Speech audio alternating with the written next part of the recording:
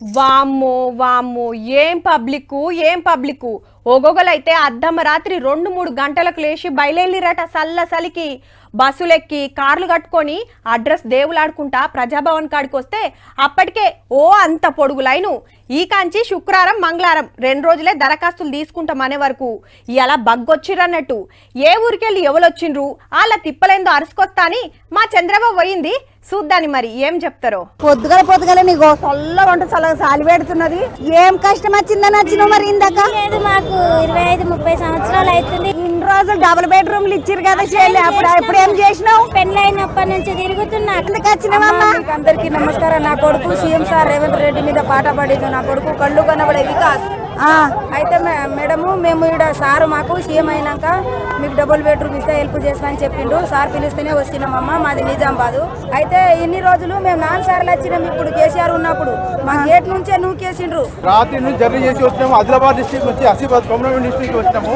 మేము out sourcing లో మేము హెల్త్ డిపార్ట్మెంట్ లో మేము కోవిడ్ బారిన పడినా కూడా మా ఉద్యోగాలు పోయిన ప్రభుత్వం తీసేసింది. మేము 12 సంవత్సరాలుగా డ్యూటీ చేస్తున్నాం ఇక్కడ. అన్న పాత ఇళ్ళని కూలిపోయినాయి, కట్టుకోమన్నారు. మళ్ళీ ఇప్పుడు ఫైన్ వేస్తున్నారు. ఆ పాత గవర్నమెంట్ ఓడగొట్టాలంటే ఓడగొట్టాం. మేము చాలా రిటైర్డ్ ఎంప్లాయీస్ కూడా. మేము మైబాద్ నుంచి వచ్చినాం మేడం. అయితే ఏమైందంటే జియో 46 అని కొత్తగా కానిస్టేబుల్ అభ్యర్థులను పెట్టి మాకు తక్కువ మార్కులు వచ్చిన వాళ్ళకి జాబులు ఇచ్చాడు, ఎక్కువ మార్కులు వచ్చిన వాళ్ళకి జాబులు ఇవ్వలేదు. ఏడికెంచి వచ్చినావు అన్న? చింతలో సీలేమ్మా. చింతల బస్తికెంచి చింతల పింఛన్ రాలే 3 ఏళ్ళు అవుతుంది. ఆడ కలెక్టరేట్లకి ఇట్లా ప్రజావాణి నడిచింది కదా, ఆడికి పోకపోతే ఎప్పుడు నువ్వు పోయి రోజు పోతే వారానికి ఒకసారి పోస్తామ్మా. పట్టుకోలేరు. ఏడికెంచి వచ్చినావన్న? దుప్పటి గిప్పటి వేసుకొని వచ్చినావు. ఎన్ని గంటలకు వచ్చి నిలబడ్డావు? 3 గంటలకు వచ్చిన అమ్మాయి ఇక్కడ. ఏడికెంచి వచ్చినావు? అమ్మ నుంచి వచ్చిన. నా భూమి నాకానే ఉంది, నేనే చేసుకుంటున్నా కానీ నాకు పట్టాలేదు. తెలంగాణ వయోజన విద్యలో సాక్షర భారత్ అని మేము 18,000 మంది ఉన్నాం. 10 ఏళ్ళు గవర్నమెంట్ లో సర్వీస్ చేసినాక మా ఉద్యోగాలు ప్రభుత్వం తొలగించింది. సైనికులుగా పనిచేసిన మా రేవంత్ అన్న కంపల్సరీ రావాలా, మాకు న్యాయం జరుగుతుందని చెప్పి అనుక్షణం పోరాడినాం. 2008 డిఎస్ వాళ్ళు పాపం బిడ్డలందరూ చాలా బాధపడుతుండ్రు. నీళ్ళు పంపులు ఉంటాయి, బోరింగ్ మెకానిక్. నీళ్ళు లేనప్పుడు ప్రజలకు ఎంతో మందికి నీళ్ళు తాగిస్తున్నాం. మాకు ఉద్యోగాలు పర్మినెంట్ చేస్తాను, ఇంతవరకు చేయలేదు. ఉన్న జీతాలు కూడా ఊడగొట్టండి సరిగ్గా. ఏమైంది తమ్మి? కదండి ఫోటోలన్నీ పట్టుకొని వచ్చినాం.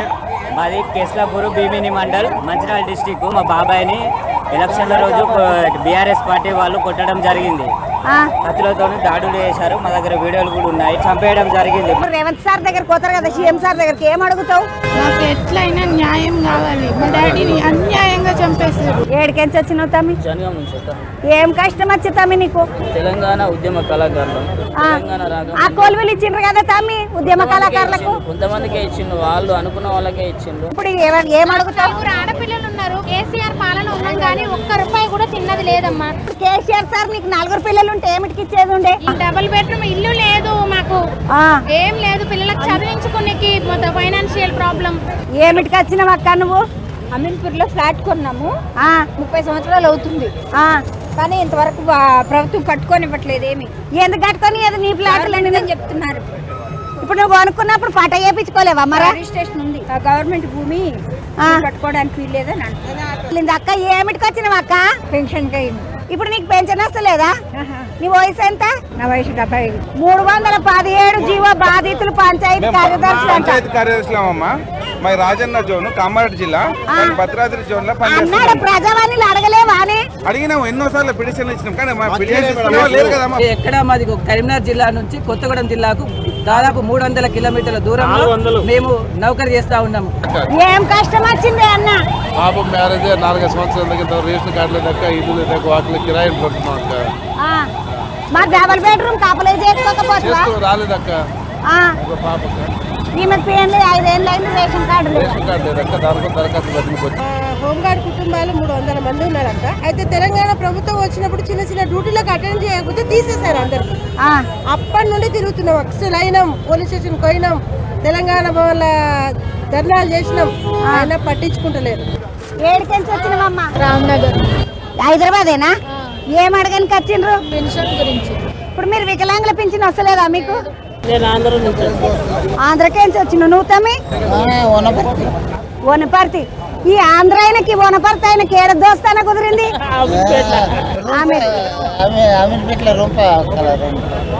అమీర్పేటలో రూములు ఉంటారు. ఇప్పుడు ఏం అడుగుదామని వచ్చిండ్రు? ఏం కష్టం వచ్చిండ్రు? కిరాణా షాప్ పెట్టుకుందామని సాయం చేయమని నువ్వు తమ్మి? నేను బండి ఇసుంటే బండి కావాలనా? ఉండేది కాదు, పడేసేటోళ్ళు. కాంగ్రెస్ గవర్నమెంట్ వచ్చాక ఇన్ని సమస్యలు కనిపిస్తున్నాయి అంటే ఇంకెన్ని సమస్యలు ఉన్నాయో. నీకేం కష్టం వచ్చింది? నాకేం కష్టం రాలేదు, వీళ్ళ బాధలు ఏంటి చూద్దామని వచ్చాను.